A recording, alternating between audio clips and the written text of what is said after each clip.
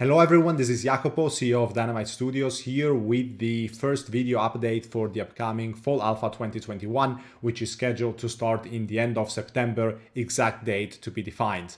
Now, we got a lot of stuff to cover for this test. In fact, that's probably too much to fit 4 videos, which is the amount we have planned, but we're going to try, and we're going to try to keep each video around 20 minutes so that you don't get bored watching it.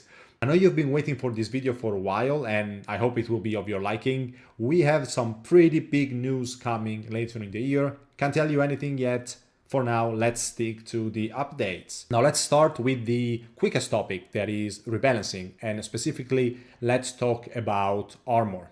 As you know, in the previous test, we used to have 5 different sets of armor: scholar clothes, hide armor, leather armor, plate armor, and chainmail armor. In the tutorial, you would either craft a set of hide armor or a set of scholar clothes according to your beginning template, your background.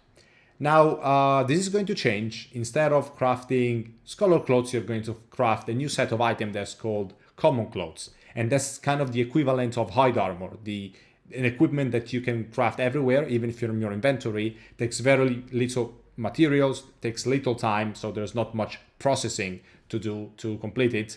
And yeah, that's a quick thing that you can get everywhere. After that, once you have a city, or when you start trading, you're going to move to more advanced types of armor. Specifically for light armor, you're either going to craft scholar clothes that are going to acquire some unique properties tailored for mage characters, and assassin clothes, a new set of armor tailored for rogue characters, obviously. Now, as you know, Fractured features no classes, so you can actually have a rogue-based character, a thief character wearing scholar clothes. That's not a big deal, right? But in theory, you're probably going to want to wear a set of assassin clothes in that case.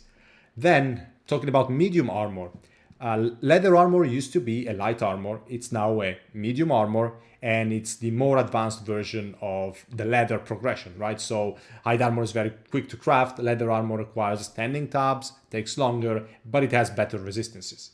And then chainmail armor, that used to be heavy, is now a second upgrade to medium armor.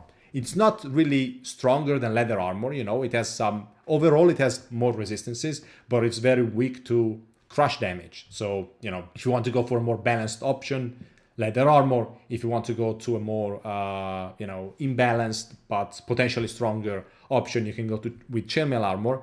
Now let's move to weapon rebalancing, where we have even bigger news. Now, it's been a common complaint in the community that some character builds were too attribute bound. And by attribute bound, I mean that, let's take an assassin build, for example, a rogue, a thief. You will need a lot of dexterity and perception because abilities are often based on these 2 attributes.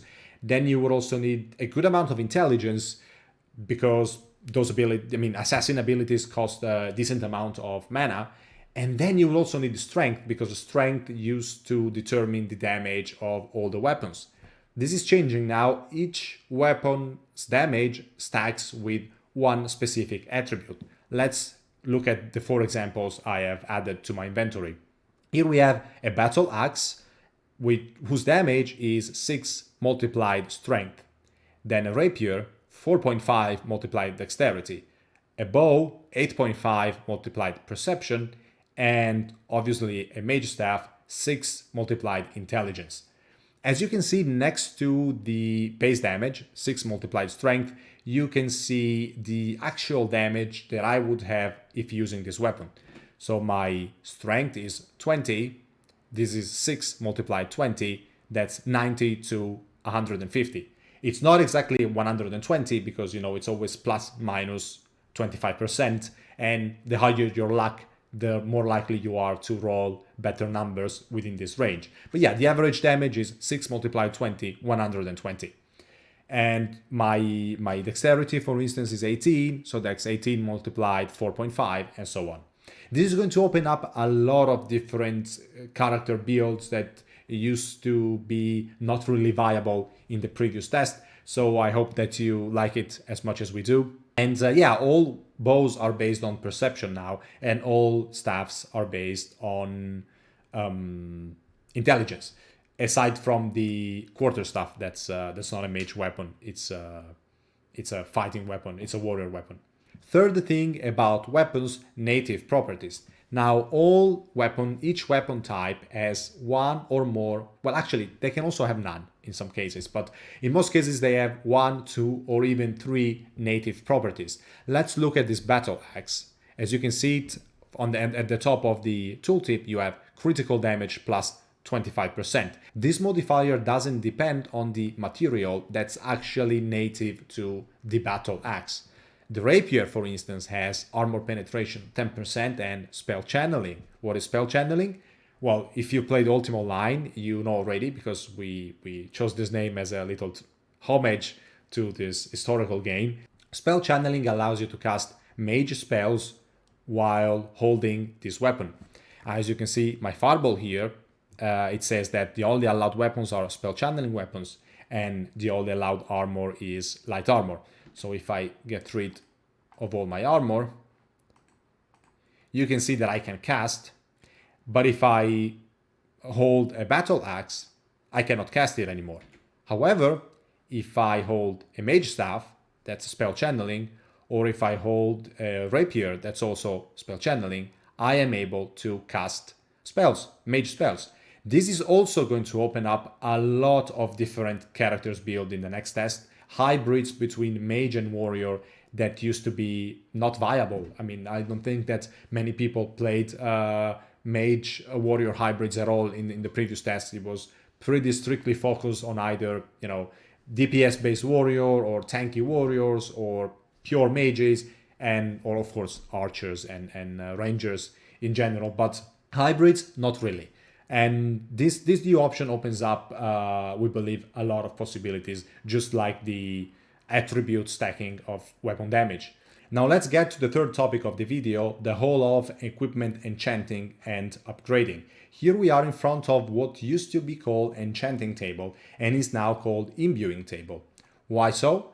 That's because before you used to put an item, a piece of equipment in the center slot here, and then fill the other slots with reagents and put possibly, not necessarily, add a property to the item that you put in the center slot.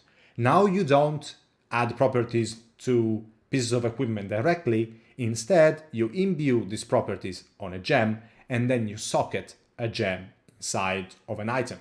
So as you can see here, I have a chipped ruby, a fine ruby, and a flawless ruby. They are the same type of gem, but rarer. This is a tier 0, tier 1, and tier 2.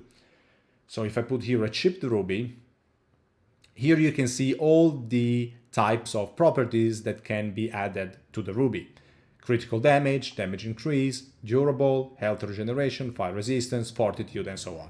So a lot of properties, of course, but not all of them, because each type of gem has a specific set of properties that it can receive. Conveniently, I've added 5 regions to my inventory already: milkweed, mora gold encrusted toenail, nightshade berries, zombie brain, and finally wolfsbane. I've added them all, and as you can see, I can apply the fortitude bonus because I've reached a certain number of ticks to each of these circles. One thing you might have noticed from the UI is that you no longer need 1 unit of each regent to apply a property. Instead, you need 5 units. So that's shown here. Like I have 8 out of 5, 7 out of 5, 6 out of 5, and 7 out of 5. The exception are unique regents, powerful regents that are found in legends, which only require 1 unit each. So the encrusted toenail of the troll mora gold is one example of that. Now I'm going to waste the enchanting here because a chipped ruby can receive at most a tier 1 enchantment, but actually my fortitude bonus has 5 ticks or more on each circle, and so it could actually be a tier 2. So I'm going to get this out and get this in, and yeah, now I'm going to apply tier 2 property here.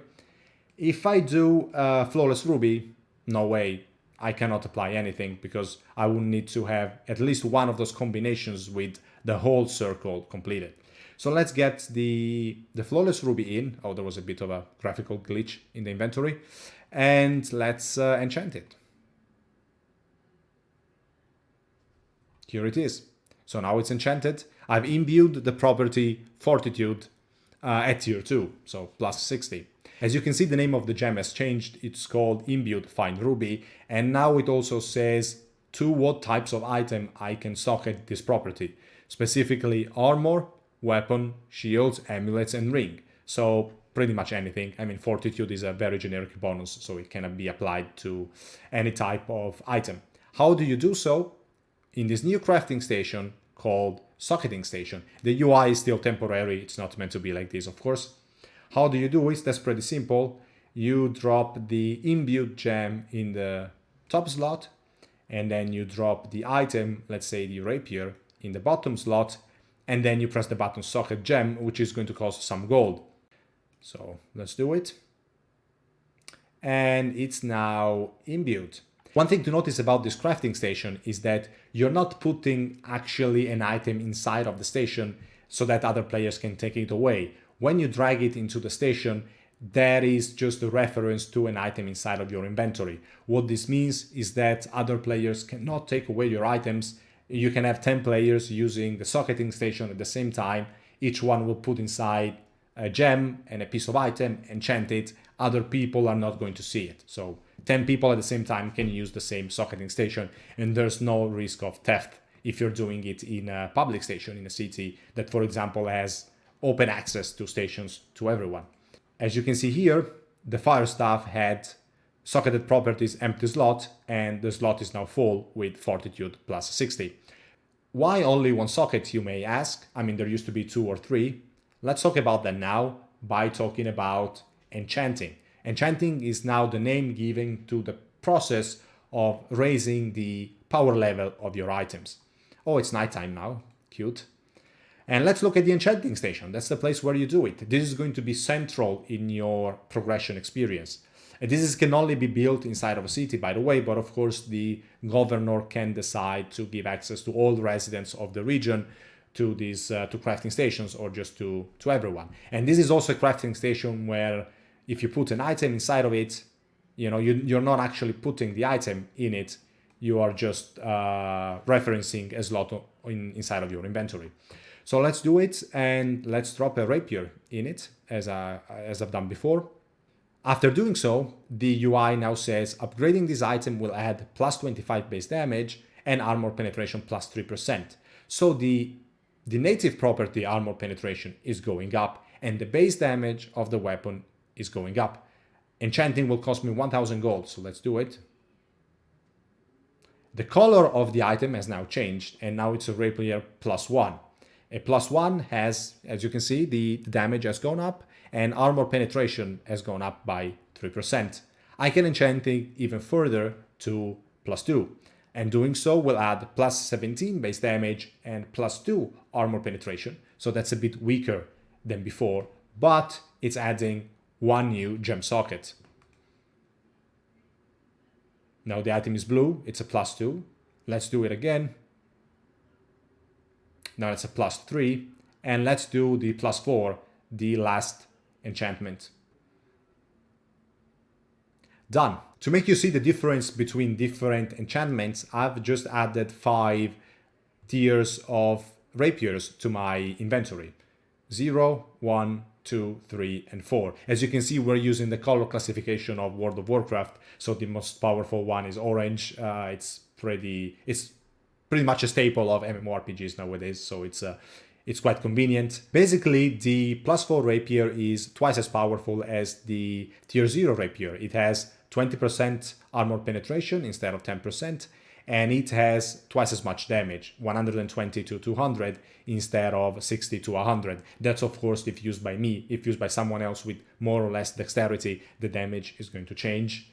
And also this one has 3 slots for socketed properties. 1 has already been filled before in this video, and 2 are empty, while this one only has 1 empty slot. For armor, that's exactly the same thing. Armor are going to get, each set of armor is going to get a native property. Armor have, basic resistances. So let's drop this piece of full plate armor here. It has plus 400 slash armor, plus 300 pierce armor, plus 300 crush armor. And all of those are going to increase. So let's see. 2, 3. And you can see now the slash armor is 720, pierce armor is 540, crush armor is 540. And here it's complete, 800, 600, 600. So that's it. Here it is. Twice as much armor as before, and 3 sockets for properties instead of 1. So that's it for this first video. As you can see, we've added a lot to item progression in this new test. It's not going to be mandatory for all of you, of course, to get to +3 or +4 gears. In fact, we expect most of you are going to play with +1 or +2 items, and then maybe do +3 or +4 just in special occasions, like, player versus player, or fighting the hardest world bosses and whatnot. But yeah, now there is much more to equipment progression. Also, the gems that you imbued can be traded on the marketplace. We're going to see that in a later video, so you can search up exactly the type of enchantment that you want. So you can make a living by knowing all the best recipes to enchant the gems and put gems on sale on the marketplace. And then, if you're just a rich player who doesn't want to engage in crafting or anything, you can just buy the most powerful items on the marketplace, and then you can buy imbued gems and just apply the gems directly to your item. So yeah, there's a lot, the process is more sophisticated, there's a lot more variability, there are way more possibilities now, and we're super excited to see how this will play out in the next test. Stay tuned, because next week we're going to talk about the rework of the 6 character attributes. We're going to talk about the overall on the marketplace, which is now way more sophisticated and cool than it used to be. And we're also going to talk about the mailbox, which you might have glimpsed from this icon here. Have a nice day. Cheers.